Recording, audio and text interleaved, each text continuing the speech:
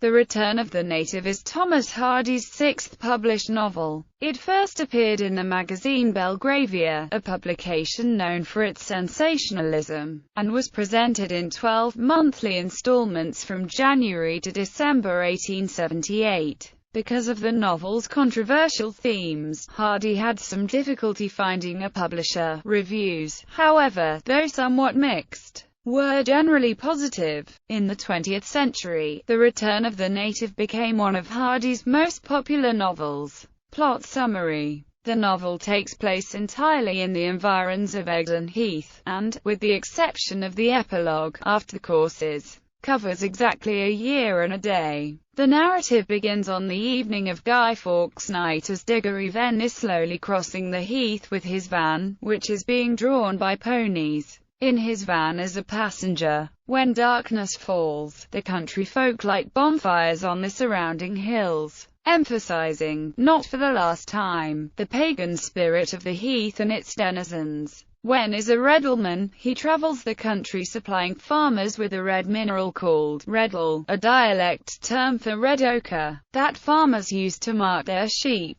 Although his trade has stained him red from head to foot, underneath his devilish coloring he is a handsome, shrewd, well-meaning young man. His passenger is a young woman named Thomasin Yobright, whom Venn is taking home. Earlier that day, Thomasin had planned to marry Damon Wildiv, a local innkeeper known for his fickleness. However, an inconsistency in the marriage license delayed the marriage. Thomasin, in distress, ran after the Reddleman's van and asked him to take her home. Venn himself is in love with Thomasin, and unsuccessfully wooed her a year or two before. Now, although he believes Wildiv is unworthy of her love, he is so devoted to her that he is willing to help her secure the man of her choice. At length, Venn reaches Bloom's End, the home of Thomasin's aunt, Mrs. Yeobright.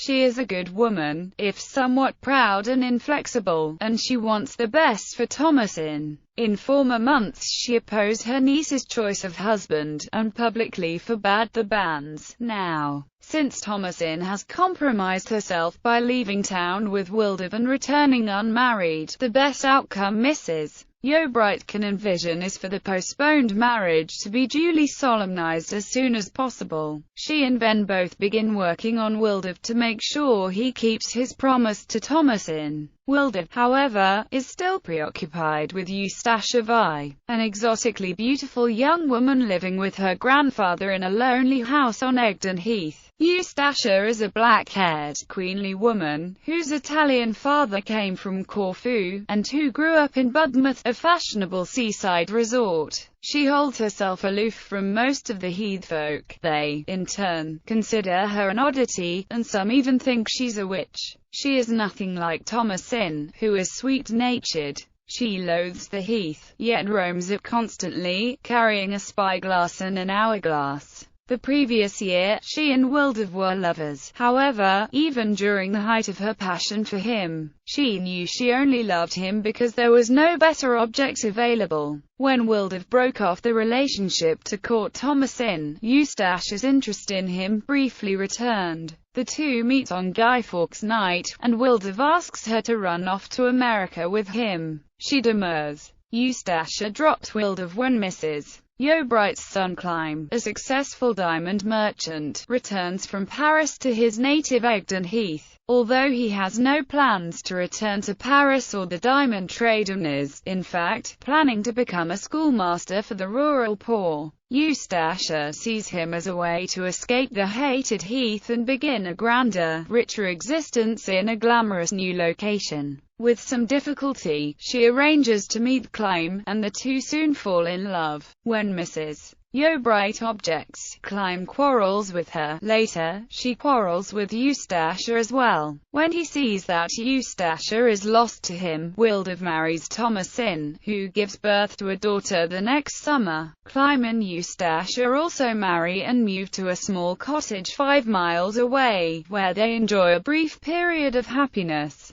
The seeds of rancor soon begin to germinate, however. Clyme studies night and day to prepare for his new career as a schoolmaster while Eustacia clings to the hope that he'll give up the idea and take her abroad. Instead, he nearly blinds himself with too much reading, then further mortifies his wife by deciding to eke out a living, at least temporarily, as a furs cutter. Eustacia, her dreams blasted, finds herself living in a hut on the heath, chained by marriage to a lowly labouring man. At this point, Wilder reappears. He has unexpectedly inherited a large sum of money, and is now in a better position to fulfill Eustacia's hopes. He comes calling on the Yeobrights in the middle of one hot August day, and, although Clym is at home, he is fast asleep on the hearth after a grueling session of furs cutting. While Eustacia and Wilder are talking, Mrs. Yeobright knocks on the door. She has decided to pay a courtesy call in the hopes of healing the estrangement between herself and her son. Eustacia looks out at her and then, in some alarm, ushers her visitor out the back door. She hears Clym calling to his mother and, thinking his mother's knocking has awakened him, remains in the garden for a few moments. When Eustacia goes back inside, she finds Clym still asleep and his mother gone. Clym, she now realizes, merely cried out his mother's name in his sleep.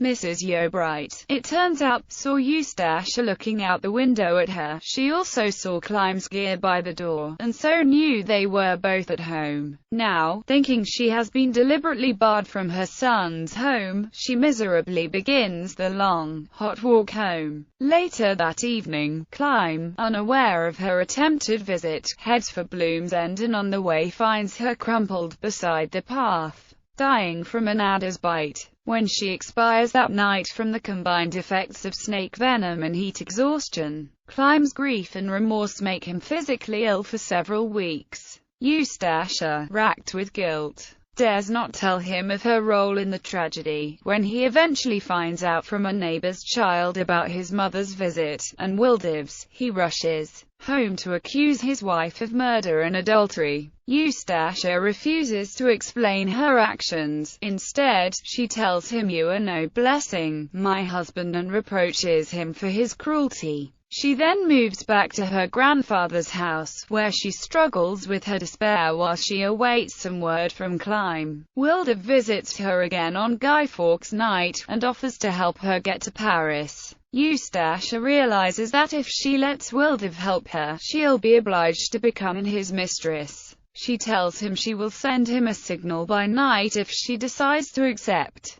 Clym's anger, meanwhile, has cooled and he sends Eustacia a letter the next day offering reconciliation. The letter arrives a few minutes too late. By the time her grandfather tries to give it to her, she has already signaled to Wilder and set off through wind and rain to meet him. She walks along weeping, however, knowing she is about to break her marriage vows for a man who is unworthy of her. Wilder readies a horse and gig and waits for Eustacia in the dark. Thomasin, guessing his plans, sends Clym to intercept him. She also, by chance, encounters Diggoryven as she dashes across the heath herself in pursuit of her husband. Eustacia does not appear. Instead, she falls or throws herself into nearby Shadwater Weir. Clym and Wilder hear the splash and hurry to investigate. Wilder plunges recklessly after Eustacia without bothering to remove his coat, while Clym, proceeding more cautiously, nevertheless is also soon at the mercy of the raging waters.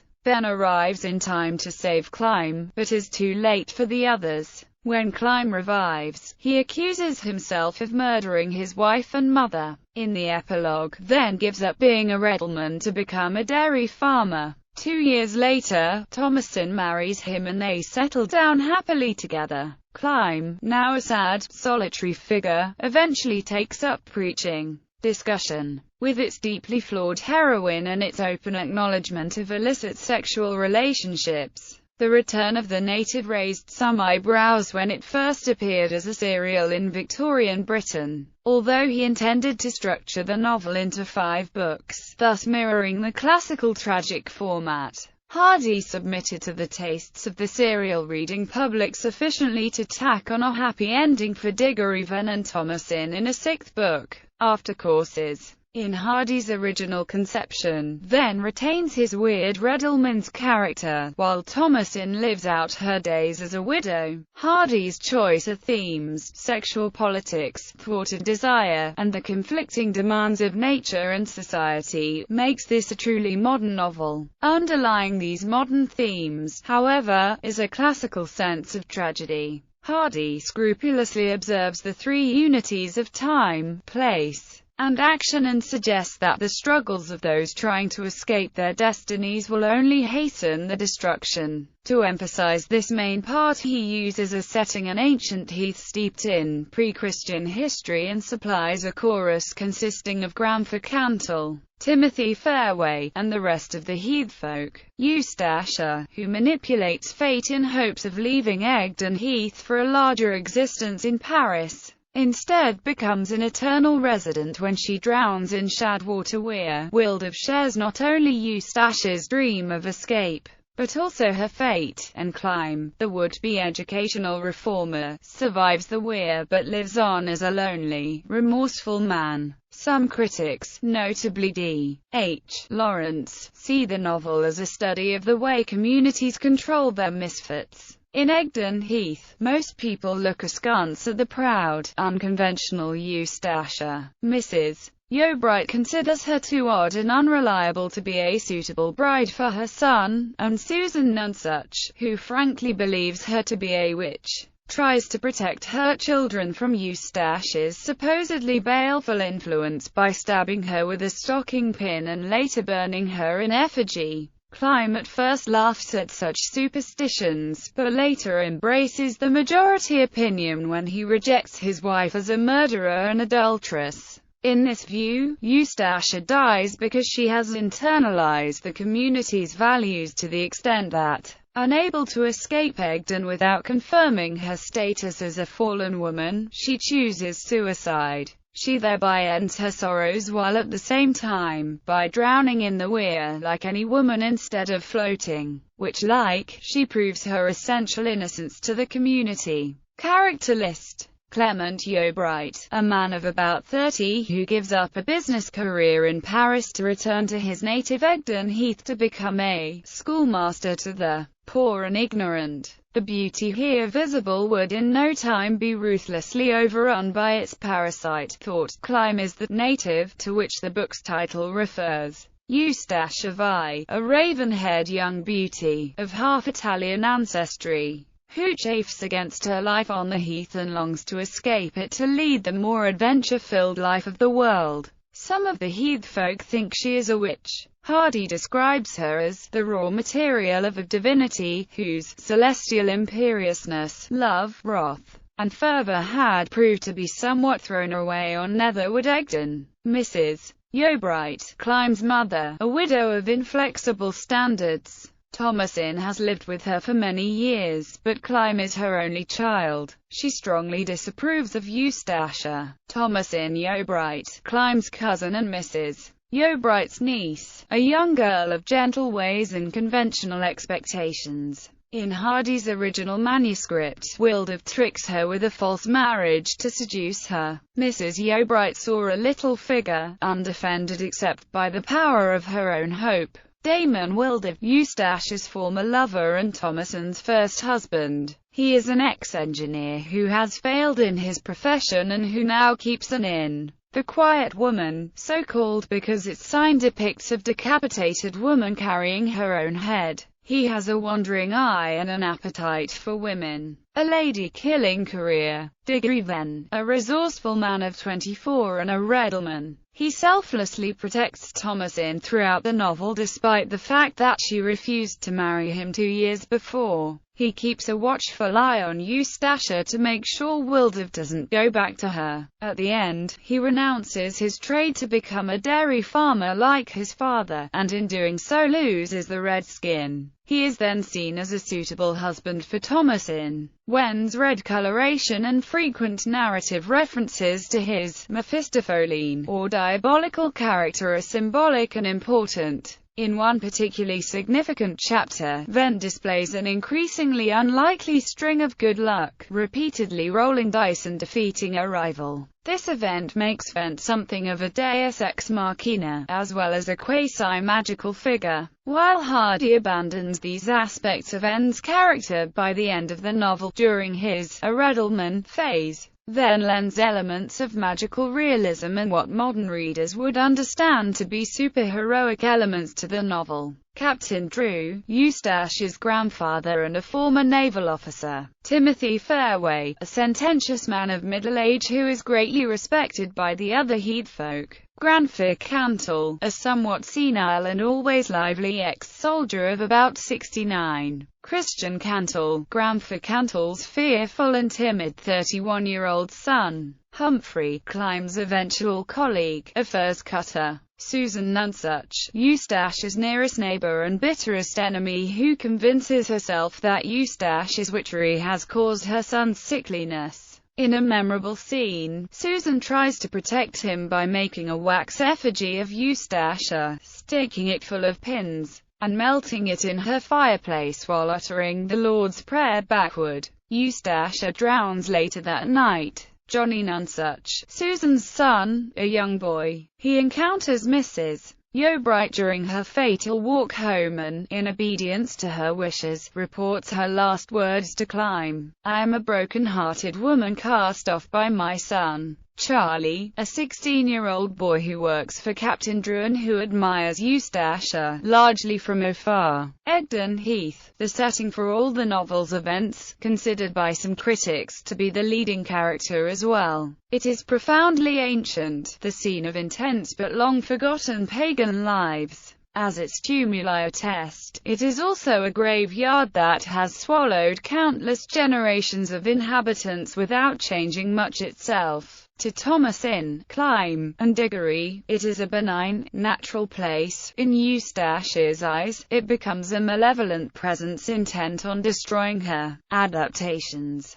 The Return of the Native was filmed for Hallmark Hall of Fame and broadcast on television in 1994. It was filmed in Exmoor National Park. The film stars Catherine Zeta-Jones as Eustacia Vi, Clive Owen as Damon Wilder, Ray Stevenson as Climb Yeobright, and Joan Plowright as Mrs. Yeobright. Jack Gold directed. In 2010, an adaptation of The Return of the Native was directed by Ben Westbrook. It is set in the Appalachian Mountains in the 1930s during the Great Depression. The novel has also been adapted for the stage several times. In popular culture, Monty Python's 1973 record, Matching Tie and Handkerchief, includes a sketch called Novel Writing. In the sketch, a crowd gathers to watch Thomas Hardy begin his latest novel, while an enthusiastic sports announcer provides a running commentary. The novel is The Return of the Native. In the early 1970s, Granada Television produced a half-hour documentary in its Parade art series entitled Egdon Heath, in which an actor portraying Gustav Holst walks across the barren heath while the music from his tone poem Egdon Heath is playing, and sees scenes and characters from novel which inspired the music. In J.D. Salinger's novel The Catcher in the Rye, this novel is mentioned by Holden Caulfield.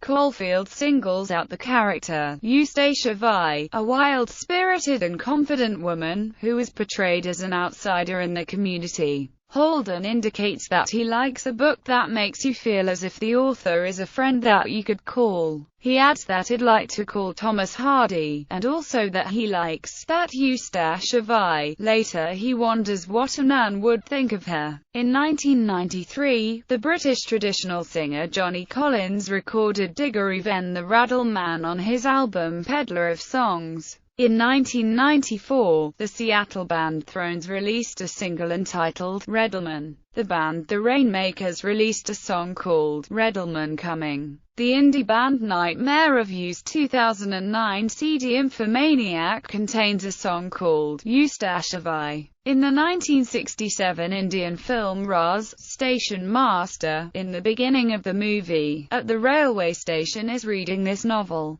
Musician Patrick Wolf's song, House, references the novel.